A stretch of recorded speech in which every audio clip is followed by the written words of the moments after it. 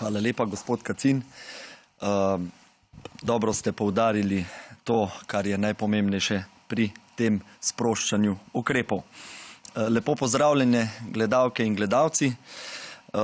Naj najprej še enkrat poudarim, da zahvaljujoč ekipam domov za starejše in zahvaljujoč vam, državljanke in državljani, zaradi vašega odgovornega ravnanja v tem času, je 90% domov brez koronavirusa.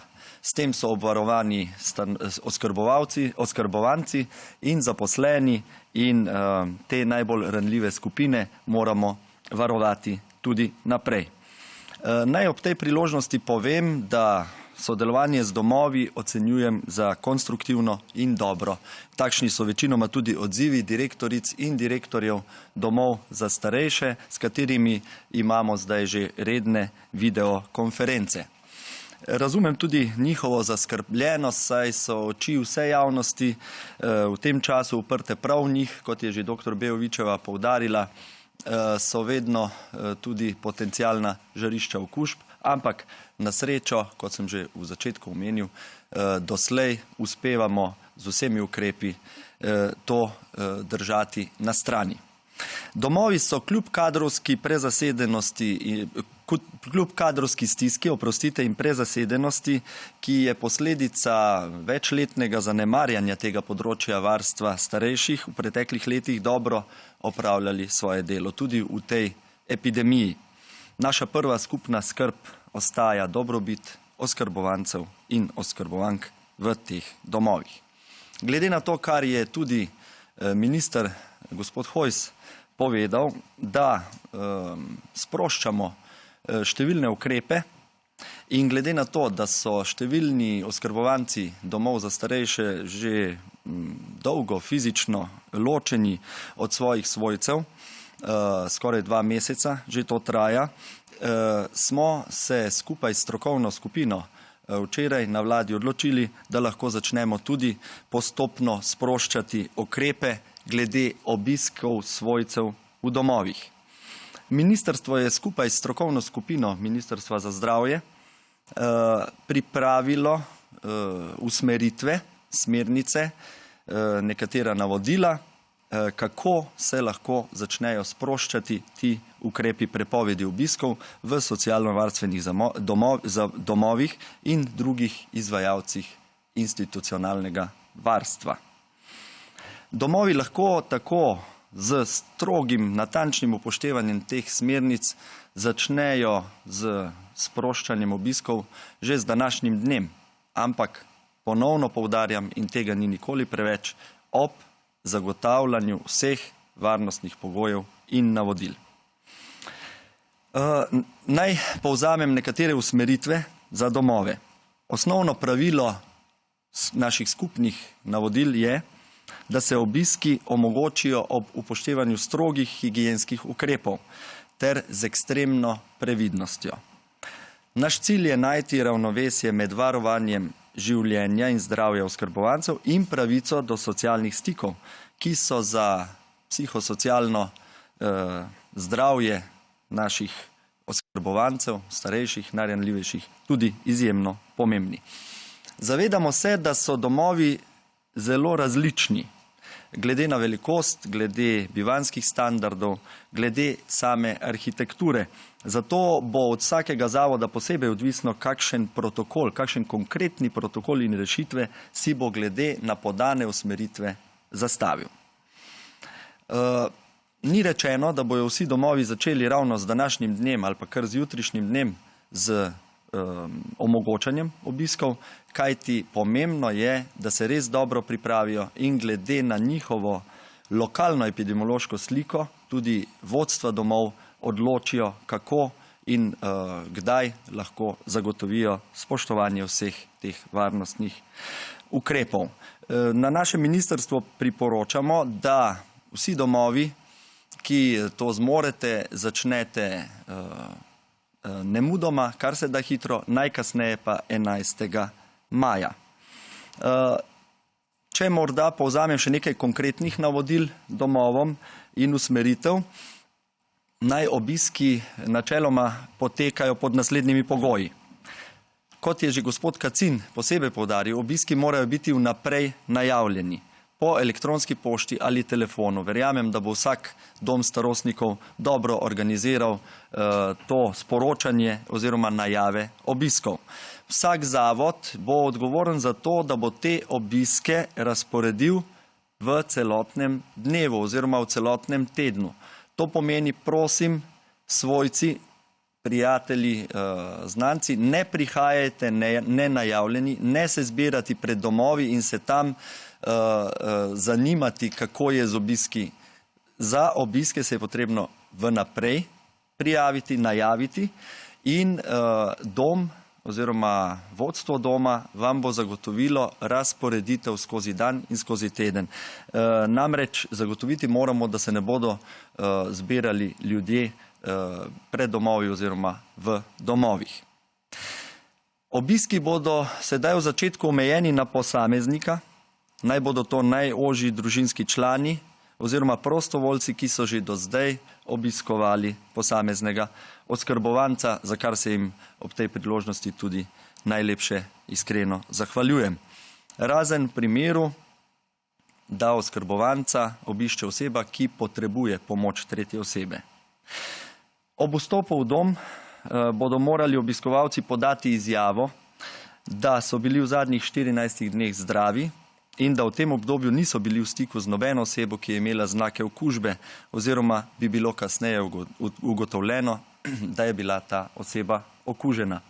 Prosim vse obiskovalce, vse potencialne obiskovalce, da res ravnamo odgovorno, saj gre v domovih, ponavljam, za najranljivejšo skupino ljudi. Ob vstopu v dom mora biti urejena kontrola obiskovalcev z možnostmi razkuževanja rok, obraznih mask, preverjanja morebitnih simptomov okužbe in spremljanje obiskovalcev do določene lokacije obiska. Če bo le mogoče, naj obiski potekajo na zunanjih površinah ali v večjem za ta namen predvidenem prostoru. V notranjih prostorih, pa tudi v zunanjih, upoštevajmo predpisane razdalje, o katerih je govorila že dr. Bejovičeva. Mi priporočamo že vnaprejšnjo postavitev stolov oziroma morda celo talne oznake, zato da bo lažje v praksi to izvajati. V primeru, da oskrbovanci ne morejo zapustiti svojih sob, se obiske lahko izjemoma dovoli v sobi, ampak s predhodno posebno najavo in v teh primerih naj vodstvo zavoda zagotovi, da bo tudi prisotna oseba zaposlena v zavodu. Tem osebam, obiskovalcem, se bo potem morala zagotoviti dodatna varnostna oprema in seveda ob strogem upoštevanju ustreznih razdalj. Obiskovalci naj v vsakem primeru nosijo obrazne maske, si razkužujejo roke in upoštevajo vsa navodila stroke. Seveda je treba upoštevati, da bodo ti obiski zaenkrat še brez telesnih stikov, brez rokovanja, objemanja, kar ne bo lahko, verjamem pa, da bomo že s tem, da bomo omogočili fizično srečanje, marsikomu olajšali stisko in pa pogrešanje svojcev. Domovi bodo morali voditi tudi redno in natančno evidenco obiskovalcev, vključno s telefonskimi številkami in sicer zaradi identifikacije kontaktov ob eventualnem prenosu okužbe s COVID-19. S to prvo fazo sproščanja ukrepov v socialno-varstvenih zavodih in drugih izvajalcih socialnega varstva želimo seveda ob strogem upoštevanju navodil, ki so predpisane in ki bodo tudi domovom poslane, nekako stopiti nasproti in olajšati te stiske, ki so se v skoraj 2 mesecih gotovo že v veliki meri pojavile in se z njimi srečujete v domovih. Zavedamo se, da se s tem povečuje možnost vnosa virusa v zavod, zato je ob tem in ponovno opozarjam na to pomembno, še bolj pomembno, striktno upoštevanje že do sedaj danih navodil. Morda ni odveč omeniti, da se priporoča oziroma je zelo pomembno tudi redno prezračevanje sob in skupnih prostorov, če je možno vsaj enkrat na uro, in večkratno čiščenje prostorov s posebno pozornostjo na točke kontakta, kot so kljuke, stikala, ograje. Zahvaljujem se vsem oskrbovancem in oskrbovankam, ki ste do sedaj potrpežljivo in s pozitivno naravnanostjo prenašali te ukrepe, tudi razumeli in sprejeli, da so nujni za to, da smo okužbo v tej prvi fazi, kot so moji predhodniki povedali, uspešno omejili in zmanjšali. Zahvaljujem se vsem zaposlenim v domovih, ki z vso požrtvovalnostjo zagotavljate vse potrebno, da se oskrbovanci počutijo dobro. Veliko truda in srčnosti je bilo vloženega v tem času strani vodstev domov, njihovih zaposlenih in nenazadnje tudi strani njihovih družinskih članov, ki se tudi soočajo vsak s svojimi stiskami. Iskrena hvala vsem vam, ki sem jih naštel, in seveda vsem državljankam in državljanom ob tej priložnosti v spremenjenih okoliščinah, v nekaj več negotovosti želim oziroma čestitam ob 1. maju prazniku dela. Ker se ne bomo družili ob kresovih, kot smo slišali, vam pa želim, da bi kresove zakurili v svojih srcih in preživeli teh nekaj prostih dni skupaj, ohranili energijo in pozitivno naravnanost, saj smo že do sedaj dokazali, da skupaj zmoremo veliko. Hvala lepa. Hvala. Prvo novinarsko vprašanje pošilja Alenka Gabrovec, spletni časopis Slovenec. Odvetnik Vrstovšek je pred dnevi objavil na svojem Twitterju, da zastopa stranke, ki so v domovih za ostarele izgubili svojce zaradi smrti zaradi koronavirusa. Ali so se na vas obrnili svojci, ki so izgubili svoje v domovih? Ali veste kaj več o tej domnevni kazenski ovadbi? Hvala lepa za to vprašanje. Kot sem že večkrat poudaril, je vsaka smrt za svojce in za tiste, ki so imeli človeka, ki se je poslovil radi, posebna preizkušnja. Zato se ob takšnih najavah in objavah, tudi o tej sem bil seznanjen, da se je pojavila na družabnih medijih, vedno iskreno povedano žalosten. Menim, da je čas takšen, da ni prostora za to, da bi kdorkoli koval dobičke ali se naslajal nad stisko drugih. V tem smislu se zahvaljujem vsem, in teh je velika večina, ki v času stiske ohranjamo solidarnost, pozitivno naravnanost in pazimo na svoje ravnanje za to, da pomagamo drugim. Hvala.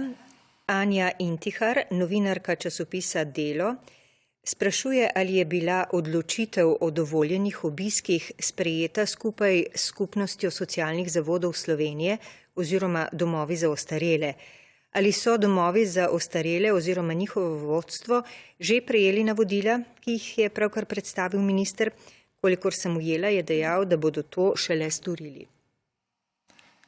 Hvala lepa tudi za to vprašanje. Če ne bi bilo iz domov starejših pozivov oziroma informacij o tem, da so psihosocialne stiske vedno večje, če ne bi bilo toliko truda vloženega v to, da smo domovom pomagali s pomočjo seveda donacij in pomoči partnerjev, zagotoviti tudi tehnično opremo za stike preko video in telefonskih povezav.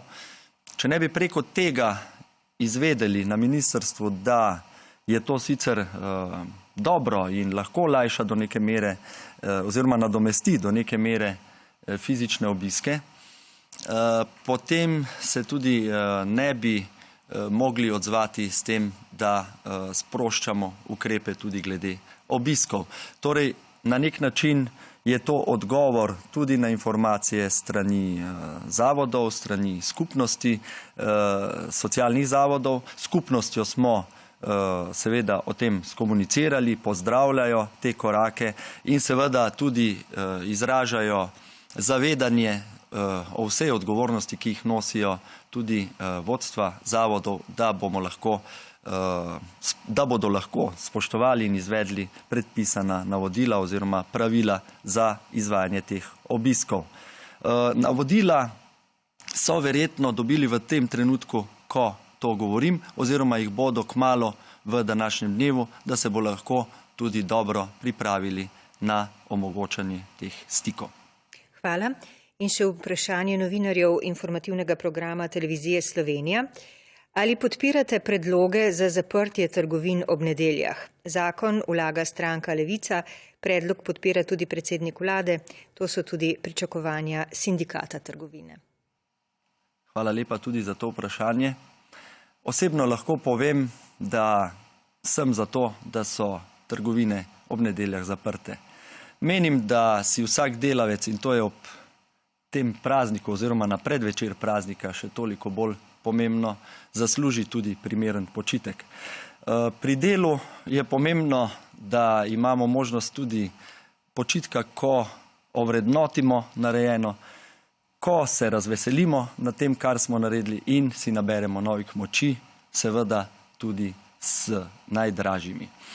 Tako da povem, da osebno sem takšnemu predlogu naklonjen, seveda pa ne morem govoriti tu še kot minister, saj je glede tega treba potem sprejeti stališča in usmeritve.